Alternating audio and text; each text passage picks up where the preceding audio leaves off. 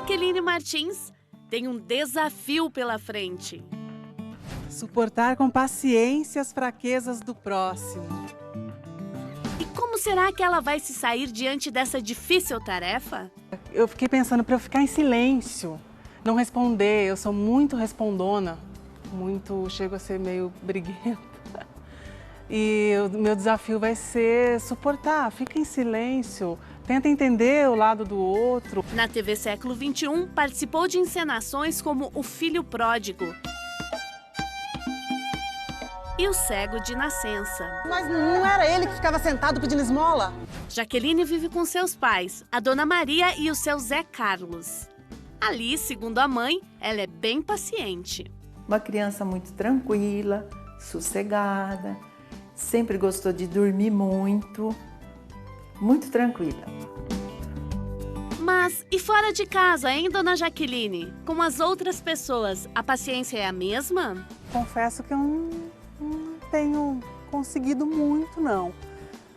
Eu estou tentando. A cada dia eu me lembro do desafio, lembro mesmo.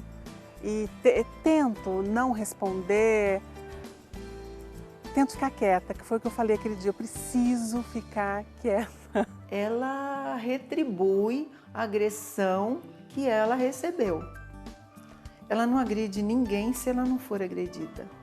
E ela não provoca ninguém se ela não for provocada. Ela, nesse ponto, ela tem um gênio bastante forte.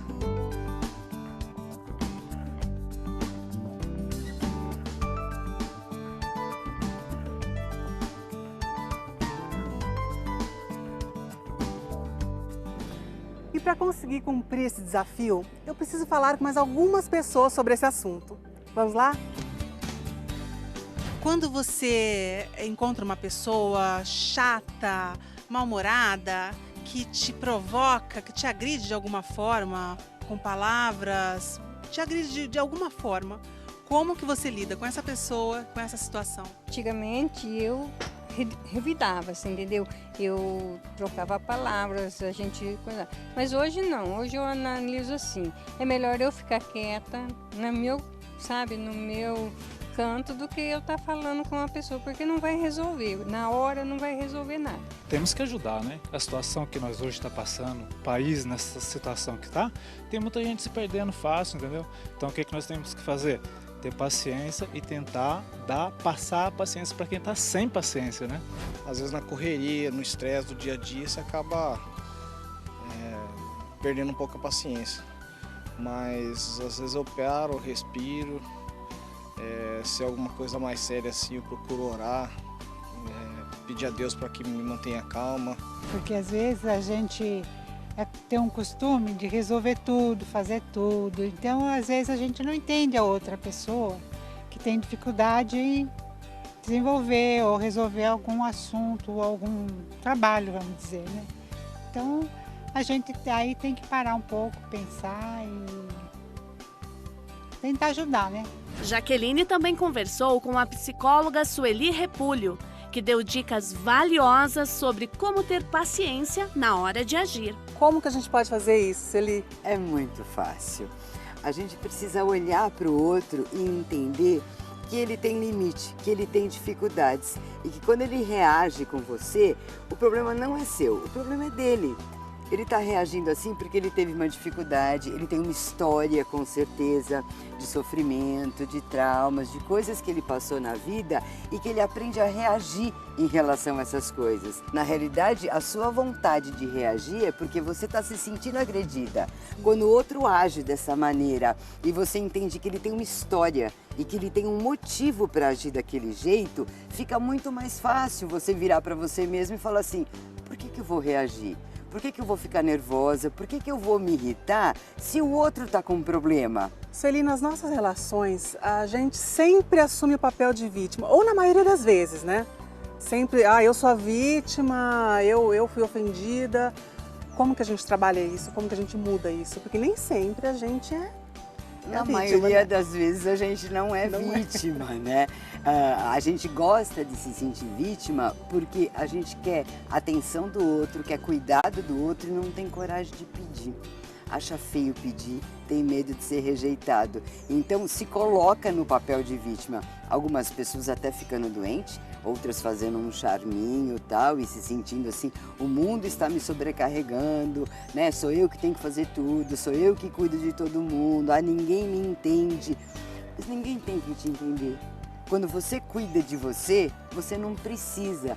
A gente gosta de estar com as pessoas, a gente não precisa estar com as pessoas. E sobre os sentimentos de mansidão, humildade, gratidão, a gente aprende que a gente tem que desenvolver esses sentimentos, né? Quem não tem que desenvolver.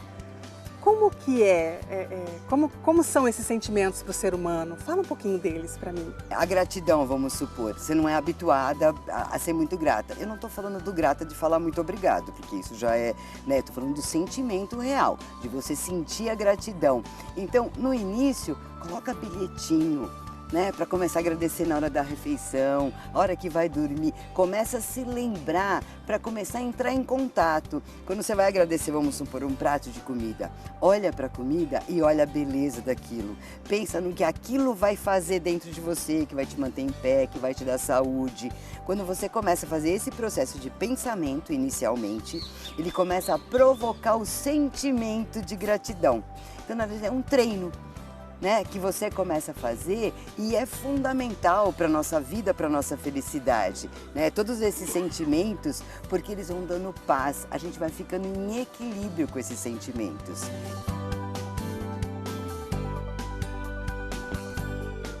A maior virtude da Jaqueline, o amor que ela sente por mim e pelo pai dela e pela família. Eu acho isso. Ela demonstra mesmo, ela já teve muitas oportunidades de demonstrar para mim o quanto ela me ama. E eu também, claro.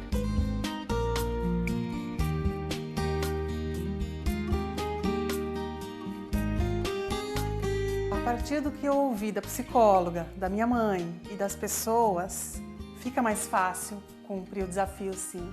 Porque você tem um suporte, né? Você tem ideias, maneiras de cumprir. Então fica mais fácil, sim. Eu vou continuar na minha batalha, dia a dia, para conseguir. E com amor, né? Tendo amor ao próximo, a gente consegue. Afinal, o amor é paciente. Tudo espera, tudo suporta.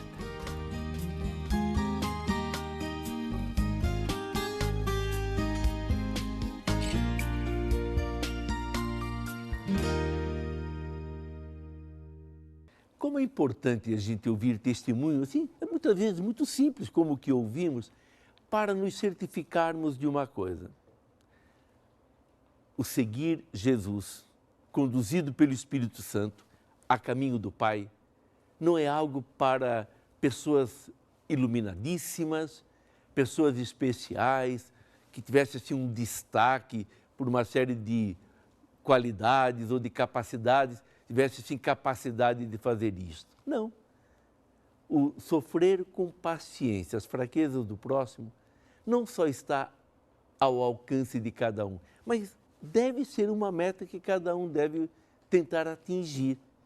Repito, não é fácil, mas, claro, ainda mais se uma pessoa é muito levada pelo orgulho, outra querer sempre falar a última palavra, mas esse é o caminho do Senhor, o caminho da santidade é assim.